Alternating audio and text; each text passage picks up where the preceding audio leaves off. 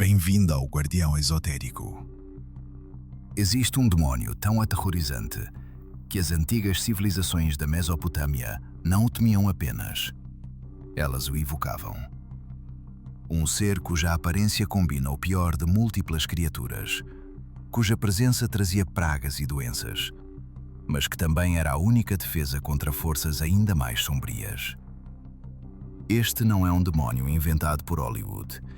Esta é uma entidade que governou o imaginário humano por mais de 3.000 anos, desde as tumbas reais de Nínive até o cinema moderno, do século 8 a.C. até a cultura contemporânea.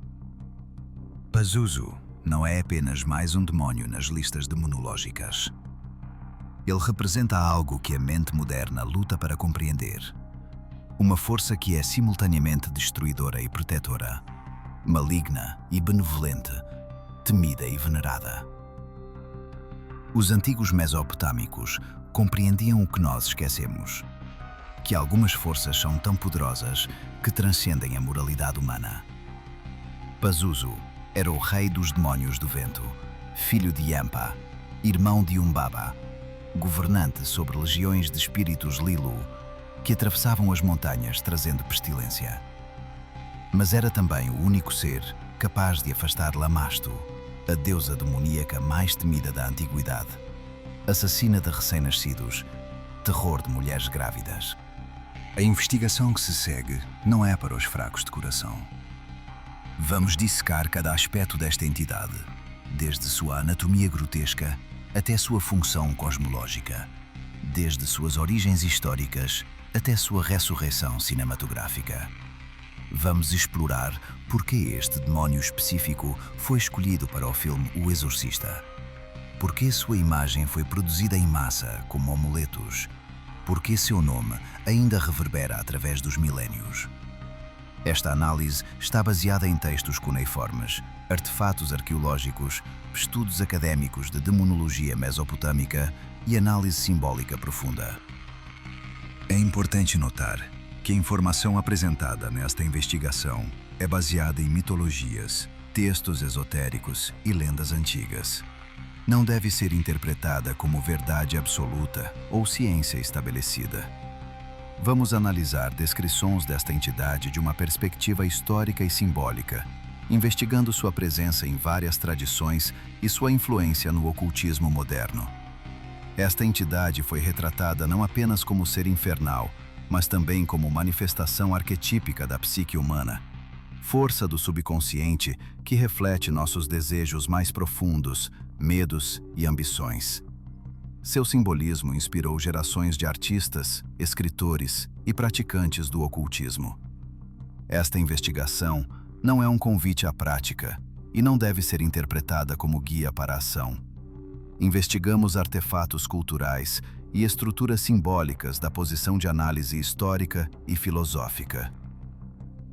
Antes de mergulharmos nas profundezas desta investigação, pergunto: como você acha que uma civilização decide invocar o próprio demónio das pragas para se proteger? Que tipo de terror poderia ser pior que o rei dos ventos pestilentes?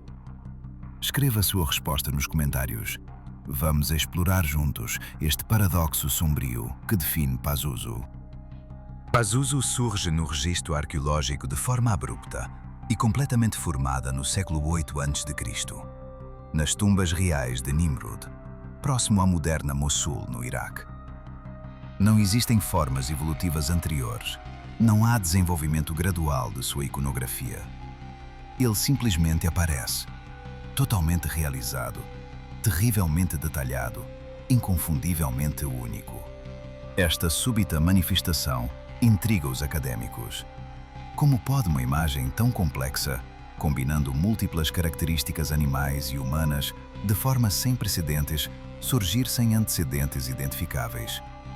A teoria mais aceite sugere que Pazuzu foi criado deliberadamente como resposta a uma ameaça específica: a deusa demoníaca Lamasto. Lamasto era terror absoluto para as mulheres mesopotâmicas. Ela atacava grávidas, roubava recém-nascidos, causava abortos, infectava com febres. Nenhum outro demônio ou deus conseguia detê-la eficazmente.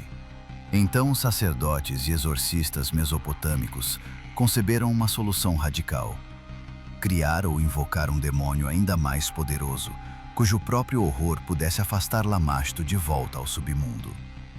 Pazuzu era filho de Rampa, também grafado como Hambi, uma divindade descrita como o cambaleante ou o pervertido. Sua linhagem já o marca como ser de origem tônica, emergente das profundezas desordenadas do cosmos mesopotâmico. Era irmão de Humbaba, o guardião monstruoso da floresta de cedros no épico de Gilgamesh, cuja própria cabeça aterrorizante era usada como amuleto protetor antes da ascensão de Pazuzu. Alguns estudiosos especulam que Pazuzu pode ter substituído Humbaba como demônio protetor preferido, quando este caiu em desuso no final da Idade do Bronze. O nome Pazuzu permanece enigmático em sua etimologia. Uma teoria conecta-o aos reis de Mari mencionados na lista real suméria da versão de Tel-Leilan. Segundo esta especulação, o nome seria a construção dos nomes de reis sucessivos, Base seguido por Zizi, resultando em Pa-Zu-Zu. O pai de Base era Ambu, nome que pode ter inspirado Rambu ou Rampa, pai de Pazuzu. Esta conexão sugeriria que Pazuzu originou-se não como conceito religioso abstrato, mas como divinização de figura histórica antiga, rei tornado demônio através dos séculos. Pazuzu era o rei dos demônios Lilu, espíritos do vento que vagavam pelas montanhas e planícies da Mesopotâmia. Os Lilu eram classe específica de entidades, não completamente malignas, não completamente benignas, mas perigosamente imprevisíveis. Representavam forças naturais personificadas, especialmente os ventos que traziam tanto alívio quanto catástrofe. Pazuzu governava especificamente o vento sudoeste, associado a gafanhotos, seca, pragas e doenças. A conexão de Pazuzu com o vento sudoeste não era arbitrária. Na geografia mesopotâmica, este vento vinha do deserto, trazendo calor escaldante, tempestades de areia e as condições que favoreciam surtos de doenças. Era vento temido, vento que matava colheitas, sufocava animais, adoecia crianças. Ao personificar este vento como demônio rei, os mesopotâmicos tentavam compreender e controlar força natural devastadora através de meios sobrenaturais. Textos cuneiformes preservam as próprias palavras de Pazuzu. Na versão bilíngue em sumério e acádio do compêndio, ele declara: "Eu sou Pazuzu, filho de Rambu, rei dos demônios Lilu malignos. Fui enfurecido em movimento violento contra as montanhas poderosas e as escalei." Esta autoidentificação revela aspectos cruciais de sua natureza. Ele não é passivo, mas agressivo, sempre em movimento. Ele não habita planícies, mas escala montanhas. Ele não é subordinado, mas rei. Outro texto cuneiforme narra encontro de Pazuzu com outros demônios Lilu durante suas viagens pelas montanhas. Escalei uma montanha poderosa que tremeu, e os ventos malignos que encontrei lá dirigiam-se para oeste. Um por um quebrei suas asas. Esta passagem é fundamental para compreender seu papel paradoxal. Pazuzu não apenas lidera os demônios do vento, ele também os domina e neutraliza quando necessário. Ao quebrar as asas dos demônios que se dirigiam para oeste, Pazuzu impedia que infligissem dano, presumivelmente aos humanos que o invocavam. Porém, outros textos apresentam Pazuzu em luz mais sinistra. Encantamentos o chamam de agonia da humanidade, sofrimento da humanidade, doença da humanidade. Instruções ritualísticas ordenam que se cante ao demônio para que não entre na casa. Esta ambivalência não é contradição, é a essência de Pazuzu. Ele é simultaneamente ameaça e proteção, veneno e antídoto. A anatomia de Pazuzu é pesadelo deliberadamente construído. cada elemento carregado de simbolismo. Sua aparência permaneceu notavelmente consistente através dos séculos, desde as primeiras representações do 8º século a.C. até as últimas do período Seleucida. Esta uniformidade sugere iconografia rigidamente controlada, provavelmente supervisionada por sacerdotes e exorcistas que compreendiam o poder simbólico de cada detalhe. O corpo de Pazuzu é descrito como forma canina, coberta não de pelo, mas de escamas. Esta escolha é significativa. Cães eram animais liminares na Mesopotâmia, nem completamente domésticos, nem completamente selvagens, vagando entre o mundo humano e o deserto. As escamas, típicas de serpentes e criaturas ctônicas, adicionam dimensão de frieza reptiliana, de algo que não compartilha calor mamífero. O corpo escamado sugere criatura do deserto, adaptada ao ambiente hostil de onde sopra o vento sudoeste. Sua cabeça é o elemento mais distintivo e aterrorizante de toda a sua anatomia. É composição única na iconografia mesopotâmica, a primeira conhecida que funde múltiplas características animais e humanas numa única forma. A cabeça é retangular, não arredondada, criando aparência não natural, geométrica, quase arquitetônica. Possui chifres cápreos que simbolizam conexão com divindades e poder sobrenatural. Na Mesopotâmia, chifres eram atributo exclusivo de deuses e demônios de grande poder. O rosto combina focinho canino com mandíbula que exibe dentes e língua proeminentes. A boca está sempre aberta, sempre mostrando presas, sempre ameaçando devorar. Os olhos são o aspecto mais perturbador, enormes, protuberantes, redondos e profundamente encovados simultaneamente, com sobrancelhas massivas que criam expressão de fúria permanente. Estes olhos não piscam, não dormem, vigiam eternamente.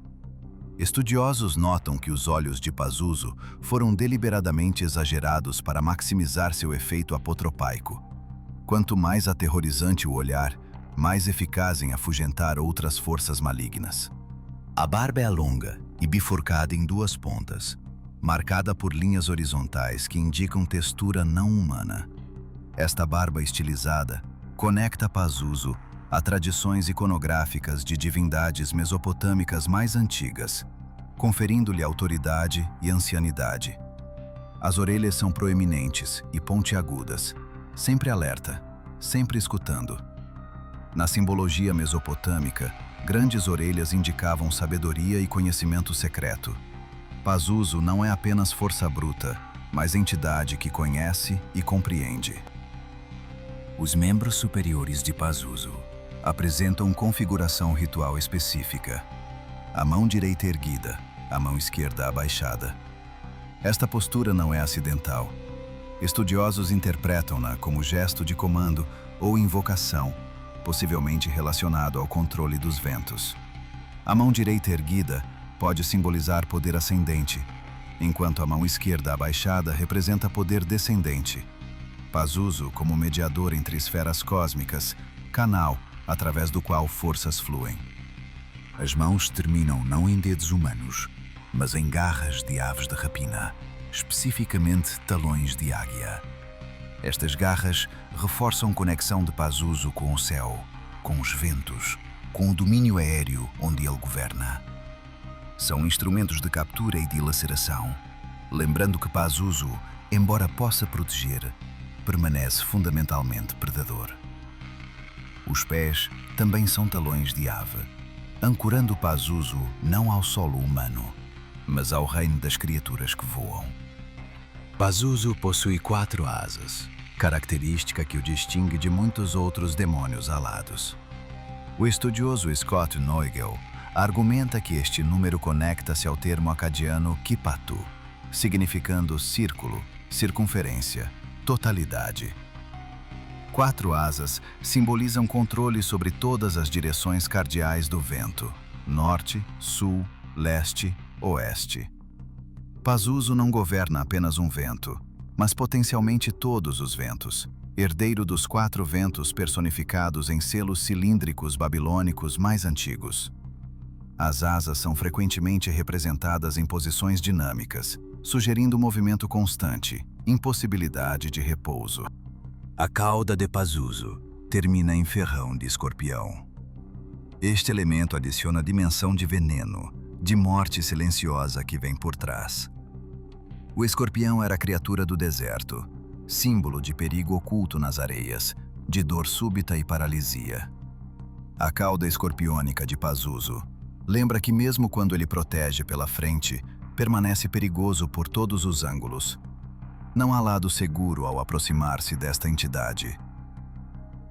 O pênis de Pazuzu é representado como serpente. Este detalhe, frequentemente omitido em discussões populares, é crucial para compreender sua natureza completa. A serpente fálica conecta Pazuzu à fertilidade tônica, a poderes geradores que emergem da terra e do submundo. Mas é fertilidade ameaçadora, sexualidade predatória. A serpente também reforça o aspecto reptiliano de Pazuzu, sua frieza, sua natureza que não compartilha calor de vida mamífera. Esta anatomia compósita não é aleatória, nem puramente estética. Cada elemento animal representa domínio específico sobre o qual Pazuzu exerce poder. O cão pelo limiar entre civilização e deserto, a ave de rapina pelo céu e vento, o escorpião pela morte súbita do deserto, a serpente pelos poderes quitônicos e transformação. Pazuzu é síntese, demônio que contém em si múltiplas ameaças, múltiplas forças naturais, tornado singular e controlável através de sua personificação. Franz Wigamann, estudioso destacado de demonologia mesopotâmica, observa que é o corpo de Pazuzu, não sua cabeça, que o identifica como demônio do vento. A postura curvada, as asas, os talões, estes elementos conectam-no aos 4 ventos personificados em selos cilíndricos anteriores, especialmente ao vento oeste, que também era representado em postura encurvada com talões e cauda de escorpião. A cabeça grotesca, única na iconografia mesopotâmica, foi adicionada para maximizar efeito apotropaico, para tornar Pazuzu não apenas demônio do vento, entre outros, mas o mais aterrorizante de todos. A função primordial de Pazuzu na sociedade mesopotâmica era profundamente paradoxal. Oficialmente, ele era rei dos demônios do vento, portador de pragas, personificação de forças destrutivas. Mas na prática cotidiana, era invocado como protetor, especialmente de mulheres grávidas, mães e recém-nascidos. Esta contradição aparente revela a compreensão sofisticada que os mesopotâmicos tinham sobre a natureza do poder demoníaco. O princípio operativo era simples. Mal maior afugenta mal menor. Pazuzu não era invocado porque era benevolente. Era invocado porque era tão malevolente que outros demônios o temiam e fugiam de sua presença. Era a aplicação prática de hierarquia demoníaca. Se sua casa está ameaçada por demônio de certa classe, invoque demônio de classe superior. Se Lamasto ronda sua porta, coloque imagem de Pazuzu na entrada. Lamasto reconhecerá poder superior e recuará. Esta lógica está explícita em amuletos e textos. Representações mostram Pazuzu posicionado acima de Lamasto, olhando-a de cima, estendendo a mão em gesto de banimento. Numa placa de bronze única assíria, a cabeça de Pazuzu está no topo da composição, enquanto versão menor dele persegue Lamasto rio abaixo, afastando-a da pessoa deitada numa cama que está sendo protegida. A mensagem é clara: onde Pazuzu está, Lamasto não pode ficar. Textos ritualísticos do período babilônico tardio instruem explicitamente sobre o uso de Pazuzu contra Lamasto. Um encantamento direciona que se faça colar de Pazuzu e se pendure no pescoço da pessoa aflita. Textos rituais de Uruk especificam que mulher poderia receber colar ou amuleto de bronze de Pazuzu para protegê-la de aborto causado pela interferência de Lamasto. O bronze não era escolha aleatória, metal de poder apotropaico reconhecido, condutor entre mundo material e espiritual. Mas o relacionamento entre Pazuzu e Lamasto era mais complexo que simples antagonismo. Alguns textos a descrevem como sua súdita, parte das legiões de demônios Lilu sob seu comando. Outros a retratam como rival independente. Esta ambiguidade pode refletir diferentes tradições regionais ou evolutivas na mitologia mesopotâmica.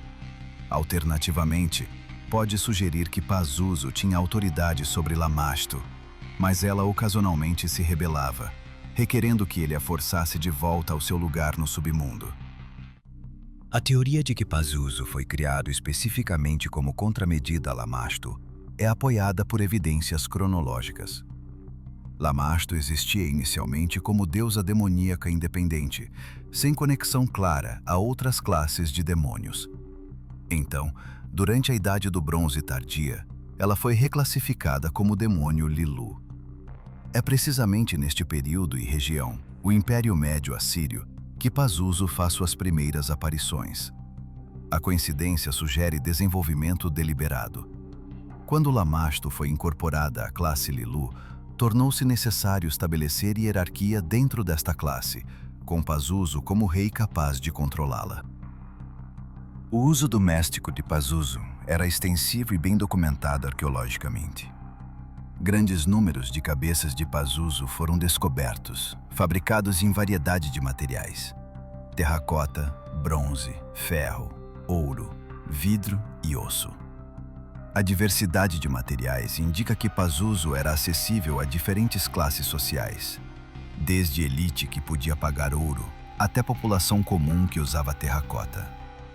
Estas cabeças frequentemente possuíam furos ou laços no topo, permitindo que fossem usadas como colares. Mulheres grávidas as penduravam ao pescoço para proteger o bebê de forças malignas.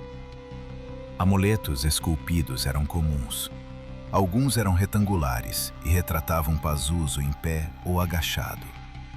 A postura agachada, encontrada em escultura de jaspe vermelho, sugeria conexão ao vento oeste, reforçando a identidade de Pazuzu como senhor deste vento específico.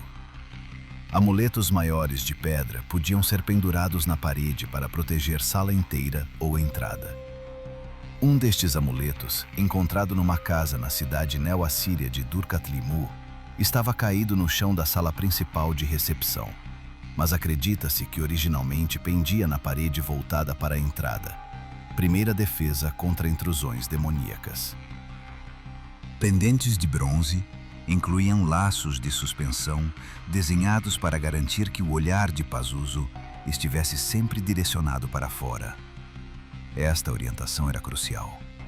O poder apotropaico de Pazuzu não devia ser dirigido ao portador do amuleto, mas aos inimigos sobrenaturais do portador.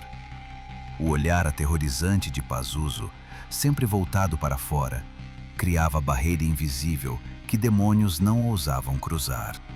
O número de artefatos desenterrados, centenas de cabeças, amuletos, estatuetas, permite inferir que Pazuzu desfrutava de popularidade imensa. A uniformidade das representações demonstra que imagens do demónio-deus eram produzidas em massa. Isto sugere indústria organizada, possivelmente centrada em templos ou oficinas especializadas, dedicada à fabricação de objetos apotropaicos de Pazuzu. Era comercialização do medo e da proteção, economia espiritual onde a moeda era o terror de Pazuzu, transformado em escudo. Algumas representações de Pazuzu incluíam outras divindades protetoras nas costas dos amuletos, fora da vista do observador. O Galu e Lulau, divindades consideradas aliadas permanentes da humanidade, frequentemente apareciam assim posicionadas. Arqueólogos conjecturam que estas combinações serviam para dois propósitos: garantir que o poder de Pazuzu permanecesse direcionado contra ameaças externas e não contra o portador, e prover camada adicional de proteção. Era estratégia de segurança, Pazuzu na frente, afugentando inimigos, divindades benevolentes atrás, garantindo que Pazuzu não se voltasse contra o humano. Em tumbas, cabeças de Pazuzu foram encontradas junto aos falecidos. Isto indica que sua proteção era considerada necessária não apenas na vida, mas também na morte, durante a perigosa jornada da alma através do submundo. A primeira evidência arqueológica de Pazuzu vem precisamente de contexto funerário. A tumba de mulher real em Nimrud, século 8 a.C. Ela foi enterrada com Pazuzu, sugerindo que mesmo na morte, mesmo de status real, necessitava-se desta proteção específica. Textos ritualísticos prescreviam o uso de Pazuzu contra doenças. Um texto da Assíria indica a cabeça de Pazuzu como método para banir enfermidades.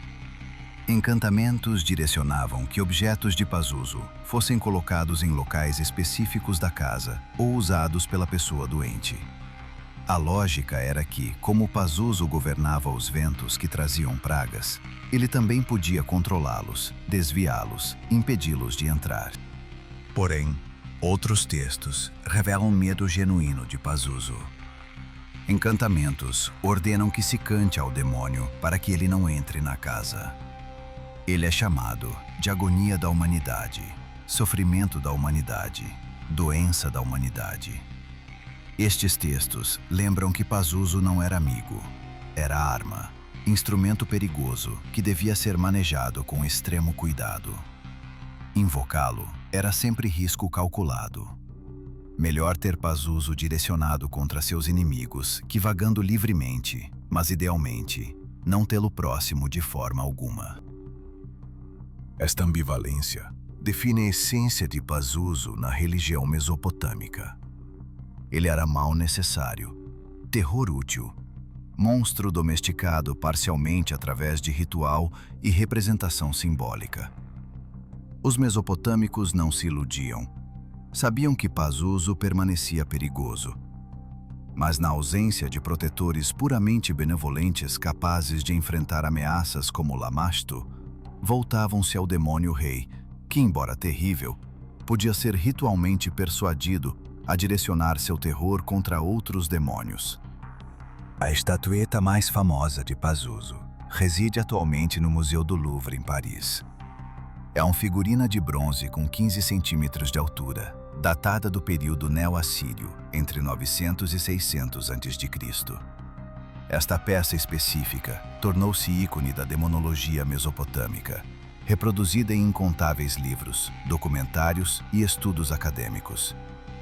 A estatueta mostra Pazuzu em pé sobre base retangular, mão direita erguida em gesto de comando, asas abertas, cada detalhe anatômico meticulosamente trabalhado. Mas o aspecto mais perturbador desta estatueta não é visual, é textual. Nas costas da figura, gravada no bronze, está uma inscrição em cuneiforme que preserva as próprias palavras de Pazuzu. Eu sou Pazuzu, filho de Ampa, o rei dos espíritos malignos do ar, que emerge violentamente das montanhas enfurecido. Sou eu. Esta inscrição transforma o objeto de bronze em algo mais que representação. Torna-se declaração de presença, afirmação de identidade, quase como se a estatueta contivesse fragmento da essência do próprio demônio. A formulação "sou eu" no final da inscrição é particularmente significativa na linguagem ritual mesopotâmica. Não é simplesmente identificação, é invocação de presença real. Ao dizer "sou eu", Pazuzu não está descrevendo-se, mas manifestando-se. Quem segurasse esta estatueta não segurava mera imagem, mas canal, através do qual Pazuzu podia operar no mundo material. Esta compreensão era central ao uso apotropaico dos objetos de Pazuzu.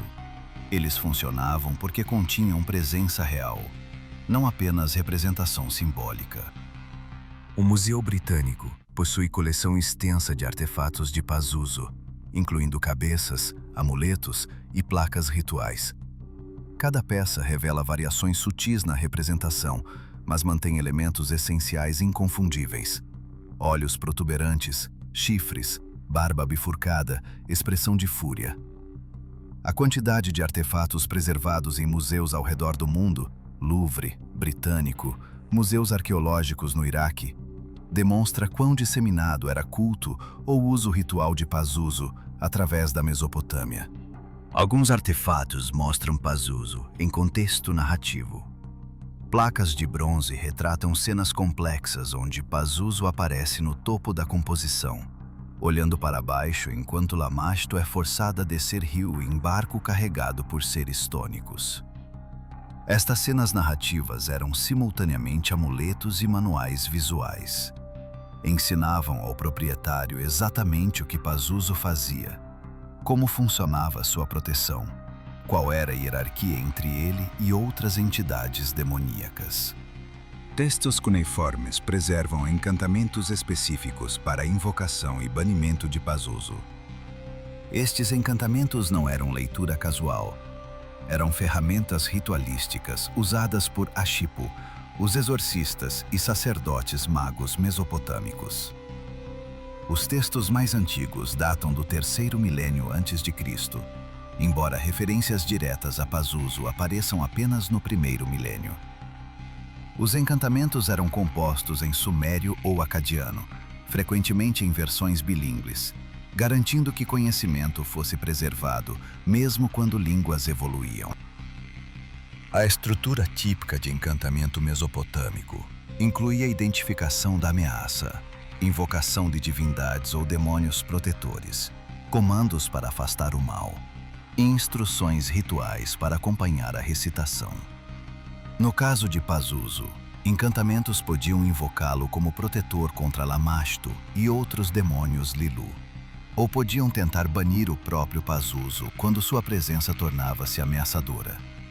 Esta dualidade ritualística reflete a ambivalência fundamental na natureza de Pazuzu, arma que devia ser empunhada, mas também controlada. Rituais específicos acompanhavam o uso de objetos de Pazuzu.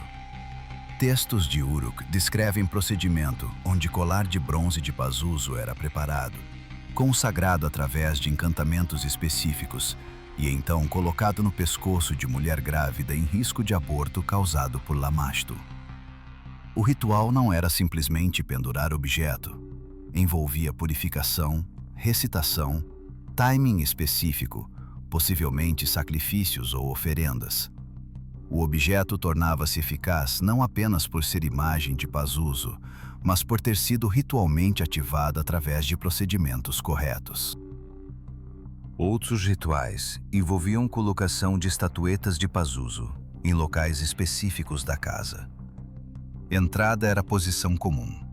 Pazuzu como guardião de limiar, impedindo que forças malignas cruzassem de fora para dentro.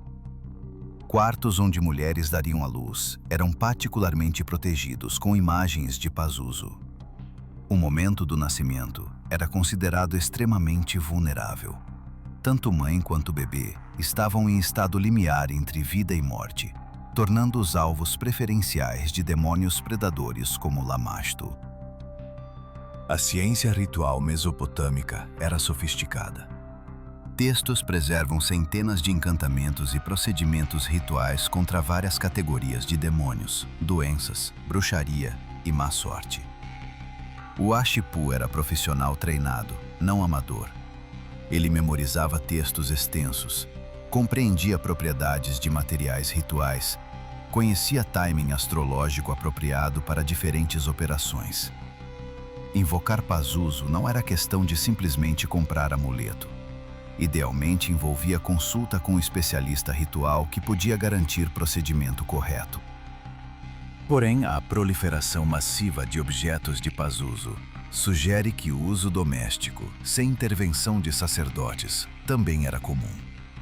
Famílias mantinham cabeças de Pazuzu em casa, passavam-nas de geração em geração, usavam-nas em momentos de crise sem necessariamente consultar Ashipu. Esta democratização do acesso a Pazuzu indica que, com o tempo, seu uso tornou-se parte de religiosidade popular, não apenas prerrogativa de elite sacerdotal. A relação entre Pazuzu e Lamashtu permanece central para compreender sua função. Lamashtu era filha de Anu, Deus Supremo do Céu. mas havia sido banida do panteão divino por sua natureza violenta e incontrolável. Ela descia às terras mortais para atormentar humanos, especialmente mulheres e crianças. Sua iconografia era tão aterrorizante quanto a de Pazuzu. Cabeça leonina, corpo nu e peludo, garras de ave, amamentando cão e porco, segurando serpentes. O que tornava Lamasto particularmente temível era sua origem divina. Ela não era simples demônio, era deusa caída, portanto possuía poder que demônios comuns não tinham. Rituais contra demônios normais não necessariamente funcionavam contra ela. Era necessário poder de nível equivalente ou superior para confrontá-la. Pazuzu, como rei dos demônios Lilo, possuía este poder. Alguns textos sugerem que apenas Pazuzu podia forçar Lamasto de volta ao submundo. Cenas iconográficas mostram confronto entre Pazuzu e Lamasto, de forma dramática. Numa placa típica, Pazuzu aparece no topo, dominante, enquanto Lamasto está abaixo, sendo empurrada para um barco que a levará através do rio Tônico de volta ao submundo. Entre eles, frequentemente aparece pessoa deitada numa cama, a pessoa sendo protegida, o humano cuja vida depende deste conflito demoníaco. A composição visual ensina a teologia prática. O humano é vulnerável, Lamasto é ameaça, Pazuzu é salvador, mesmo sendo ele próprio terrível. Esta dinâmica triangular, humano vulnerável, demônio predador, demônio protetor, define a estrutura da religião apotropaica mesopotâmica. Humanos não são poderosos o suficiente para se defenderem. Demônios predadores são numerosos e persistentes. Portanto, a única solução é aliar-se a demônios mais poderosos, mesmo que essa aliança seja perigosa e deva ser constantemente gerenciada através de ritual apropriado. A prática de usar mal contra mal não era exclusiva da Mesopotâmia, mas foi desenvolvida ali com sofisticação particular. Este princípio reconhece que realidade contém forças genuinamente destrutivas, que não podem ser simplesmente banidas através de bondade, pureza ou oração. Algumas ameaças respondem apenas a poder superior, não a virtude moral. Pazuzu era a materialização deste princípio, reconhecimento de que sobrevivência às vezes requer ferramentas moralmente ambíguas. Críticos modernos desta prática, especialmente de perspectivas religiosas monoteístas, frequentemente descrevem-na como usar mal contra mal, com conotação negativa. Mas mesopotâmicos não pensavam nestes termos. Eles não possuíam conceito de mal absoluto oposto a bem absoluto.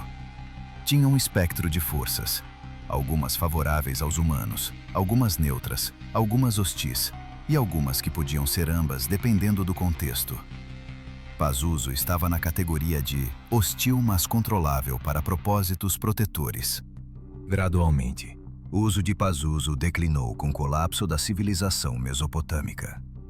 Quando impérios assírio e babilônico caíram, quando o cuneiforme deixou de ser escrito, quando cultos antigos foram substituídos por novas religiões, cristianismo, islamismo, Pazuzu desapareceu da memória humana ativa.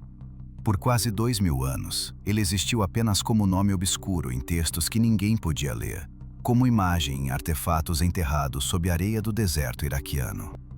A redescoberta de Pazuzu começou no século XIX com escavações arqueológicas na Mesopotâmia.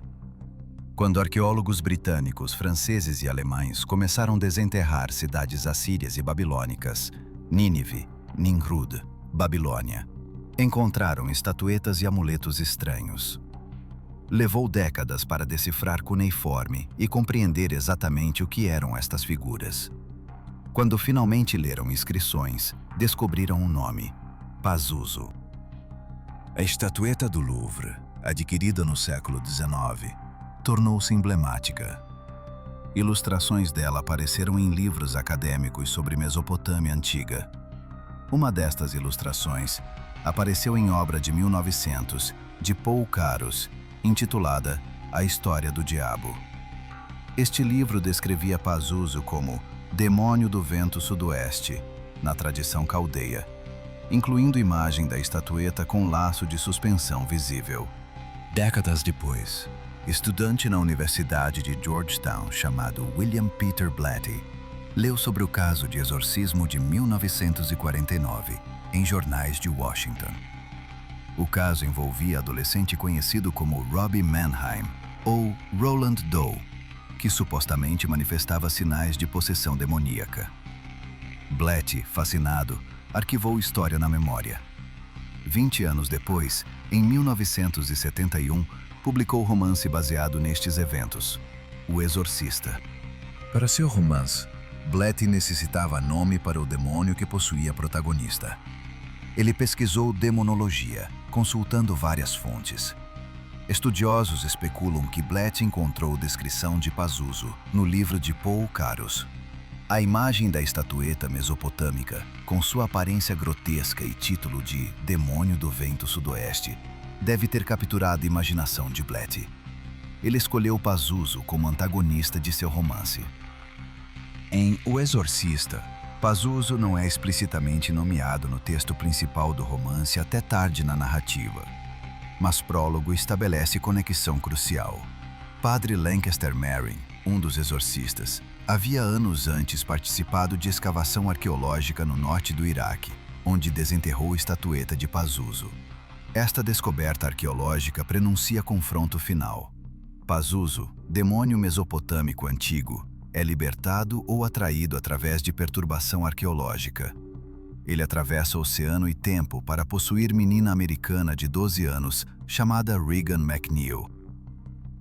A escolha de Pazuzu por Blatty foi estratégia narrativa e teológica sofisticada. Ao usar demônio genuinamente antigo, documentado em textos e artefatos reais, Blatty conferiu autenticidade histórica à ficção sobrenatural.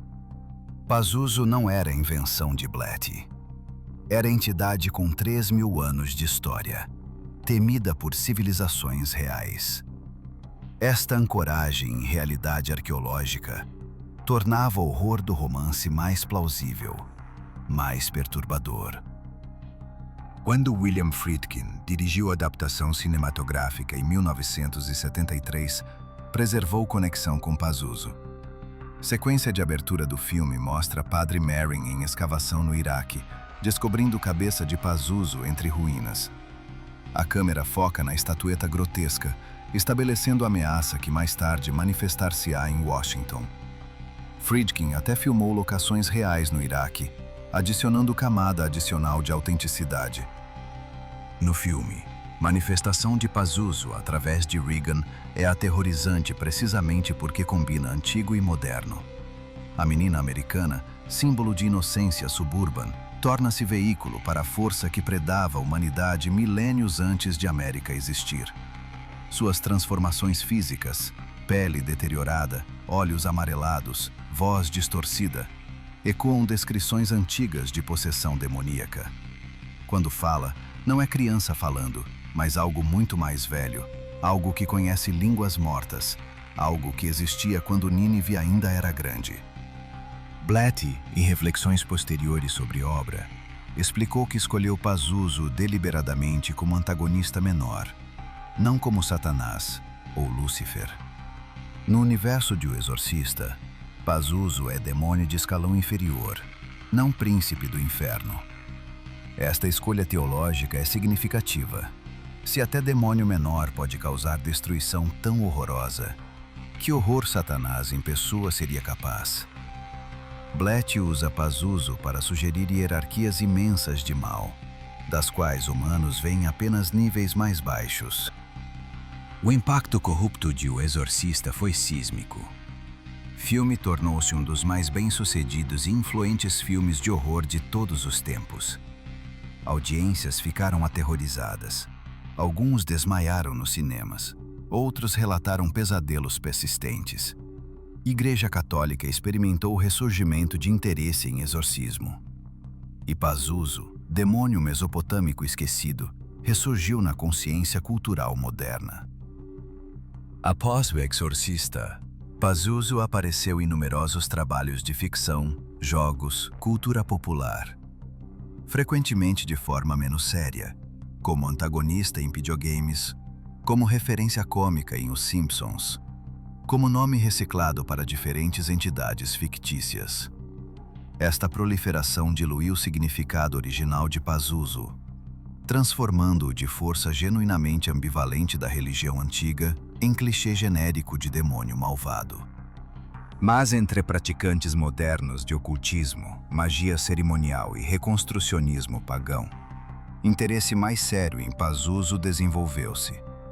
Alguns praticantes pesquisam textos cuneiformes, estudam iconografia original, tentam reconstruir rituais mesopotâmicos autênticos. Estes praticantes rejeitam caracterização de Pazuzu como puramente maligno, recuperando compreensão mesopotâmica de sua natureza apotropaica.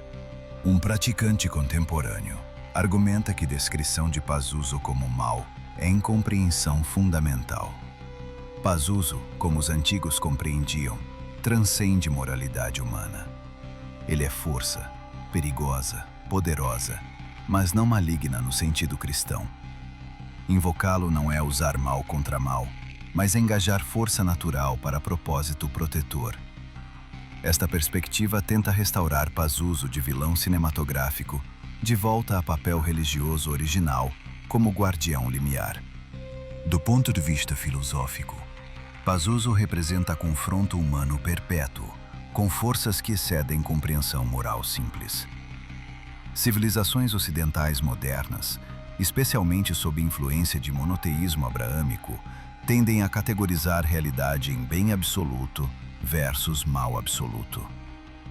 Pazuzu desafia esta categorização. Ele não é bom, traz pragas, doenças, sofrimento. Mas também protege vulneráveis de ameaças ainda piores. Como classificar tal entidade? Tradições filosóficas pré-cristãs frequentemente aceitavam a ambiguidade moral de forças sobrenaturais com mais facilidade que tradições posteriores. Deuses gregos eram caprichosos, frequentemente cruéis, mas também benevolentes quando apropriadamente honrados. Espíritos romanos podiam ajudar ou prejudicar, dependendo do tratamento recebido. Demónios mesopotâmicos, como Pazuzu, operavam em espectro similar, não aliados garantidos, mas não inimigos absolutos. O gnosticismo, corrente esotérica que floresceu nos primeiros séculos da era cristã, oferece estrutura particularmente relevante para compreender Pazuzu. Gnósticos ensinavam que o mundo material foi criado não por Deus Supremo Benevolente, mas por Demiurgo, divindade inferior, ignorante ou maligna, que aprisionou centelhas divinas em matéria corrupta. Arcontes, servos do Demiurgo, governam esferas planetárias e mantêm almas presas em ciclo de reencarnação. Nesta cosmologia gnóstica, Pazuzu poderia ser interpretado como arconte associado a ventos e doenças, servindo o sistema de controle demiúrgico sobre a humanidade. Suas pragas seriam mecanismos de sofrimento que mantêm humanos focados em sobrevivência física, impedindo-os de buscar gnose, conhecimento salvífico que liberta a alma. Mas, simultaneamente, na ambivalência característica do pensamento gnóstico, Pazuzu poderia ser visto como rebelde contra Demiurgo, usando seu poder contra outros arcontes, ajudando humanos em troca de reconhecimento e oferendas. Alguns textos gnósticos mencionam demônios que, embora parte do sistema arcôntico, podem ser persuadidos a ajudar buscadores de gnose através de conhecimento de nomes verdadeiros e selos mágicos. Esta prática assemelha-se precisamente ao uso mesopotâmico de Pazuzu. Conhecer seu nome, possuir sua imagem, recitar encantamentos corretos, garante sua cooperação forçada ou negociada. A questão filosófica central que Pazuzu coloca é: pode poder ser separado de moralidade? Mesopotâmicos respondiam sim. Poder é força neutra, que pode ser direcionada para propósitos benéficos ou maléficos, dependendo de ritual, intenção e circunstância. Tradições abrâmicas tendem a responder não. Poder maligno sempre corrompe. Usar demônios sempre resulta em danação. O único caminho seguro é rejeitar totalmente tais forças e confiar apenas em Deus. Esta tensão manifestou-se historicamente em debates teológicos cristãos sobre magia. Igreja primitiva enfrentou questão: podem cristãos usar métodos mágicos para propósitos benéficos, como cura ou proteção? Alguns padres da igreja argumentavam que qualquer invocação de entidades não divinas era idolatria e tráfico com demônios. Outros permitiam o uso de nomes divinos, anjos e símbolos sagrados para fins apotropaicos, desde que demônios propriamente ditos não fossem invocados. Pazuzu, neste contexto, torna-se teste de caso. Se demónio genuíno pode de facto proteger crianças inocentes de morte, como mesopotâmicos acreditavam, então moralidade de invocá-lo torna-se ambígua.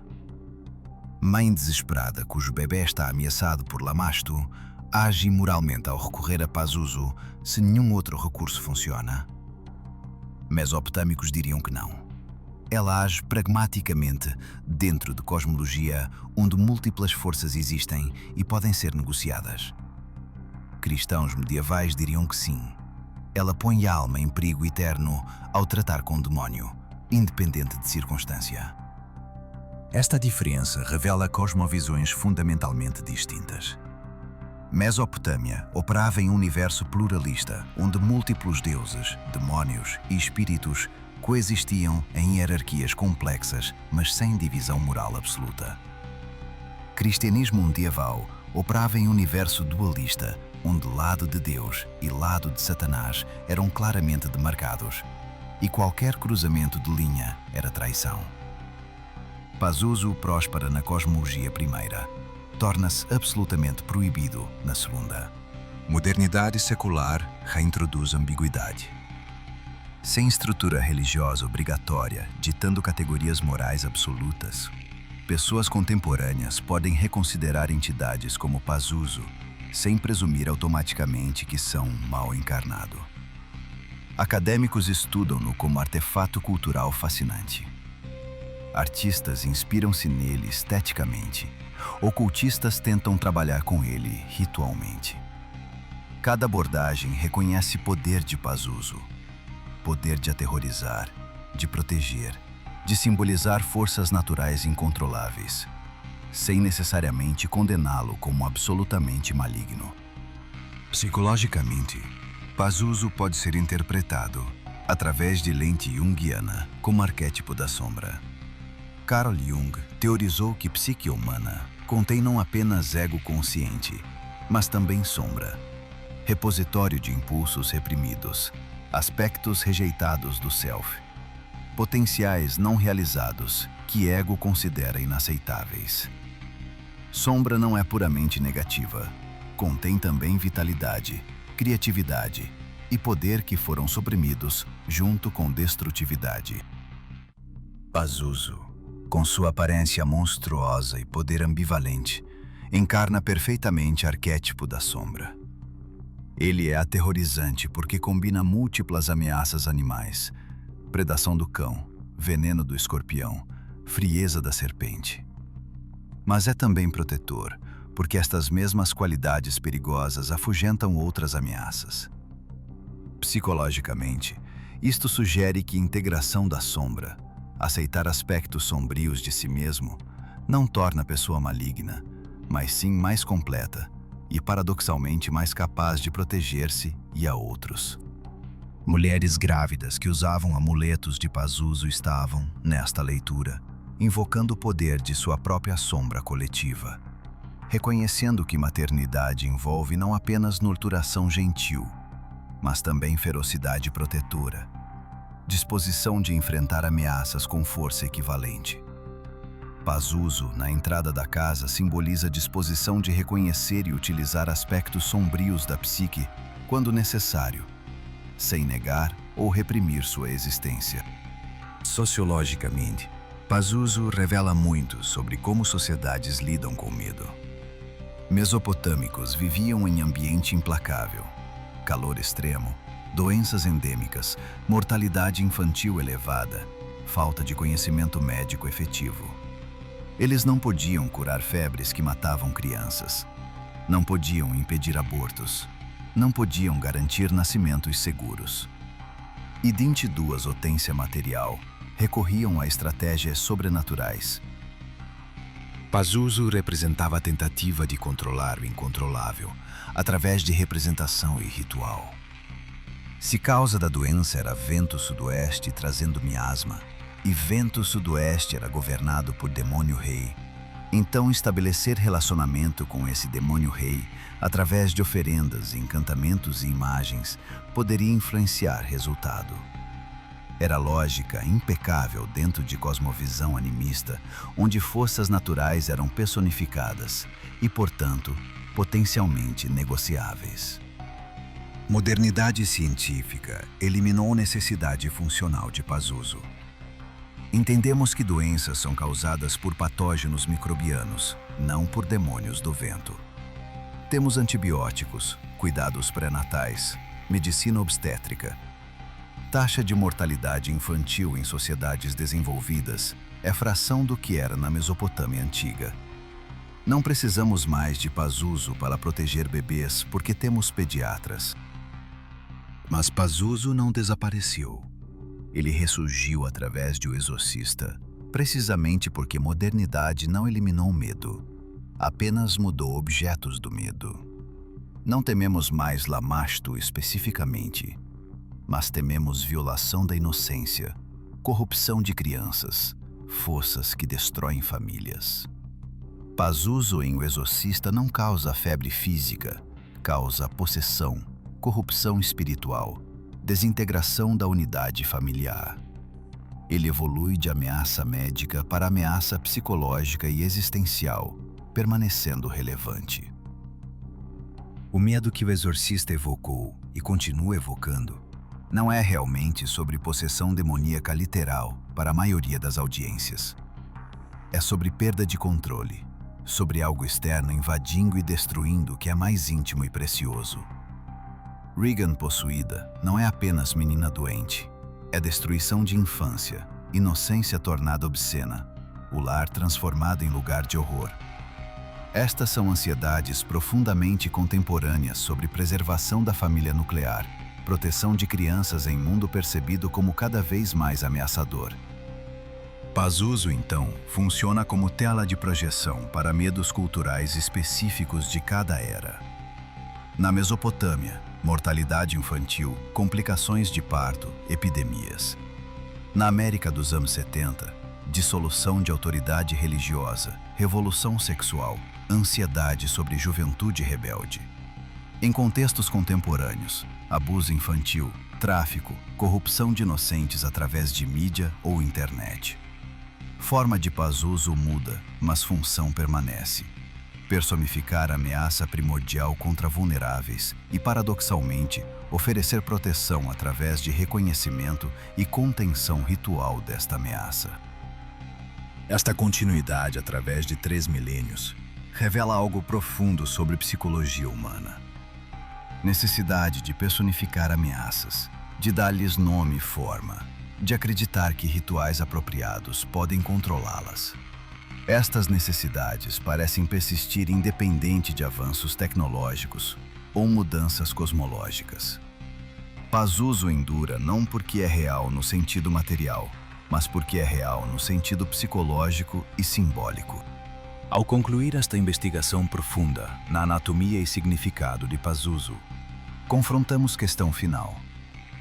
O que esta entidade antiga, ressurgida na modernidade, revela sobre natureza do poder, proteção e paradoxo moral? Pazuzu ensina que realidade não respeita categorias morais confortáveis. Existem forças naturais, psicológicas, sociais, que são simultaneamente destrutivas e protetoras, temíveis e necessárias. Civilizações que tentam banir completamente o sombrio, que insistem em pureza absoluta, frequentemente descobrem que sombra retorna com vingança precisamente porque foi reprimida.